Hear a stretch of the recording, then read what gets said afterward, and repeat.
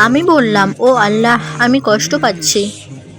আল্লাহ বললেন, আমার রহমত থেকে নিরাশ হইও না। আমি বললাম, আমি বিষণ্ণ। আল্লাহ বললেন, আমাকে স্মরণ করো, তুমি তোমার হৃদয়ে প্রশান্তি খুঁজে পাবে। আমি বললাম, অনেক লোক আমাকে আঘাত করেছে। আল্লাহ বললেন, তুমি তাদের মাফ করে দাও এবং তুমি তাদের জন্য ক্ষমা প্রার্থনা করো। আমি বললাম, আমি একাকিত্ব অনুভব করছি। আল্লাহ বললেন, আমি তোমার নিকটেই। আমি বললাম, আমার পাপ অনেক বেশি। আল্লাহ বললেন, আমি ছাড়া কে আছে ক্ষমা করার মতো? আমি বললাম, আমাকে একা করে দিও না। আল্লাহ বললেন, আমাকে স্মরণ করো, আমি তোমাদের স্মরণ করব। আমি বললাম, আমার জীবন অনেক সমস্যার সম্মুখীন। আল্লাহ বললেন, আমাকে ভয় করো, আমি একটি উপায় বের করে দিব। আমি বললাম, আমার অনেক স্বপ্ন আছে যেগুলো বাস্তবে পূরণ করতে চাই।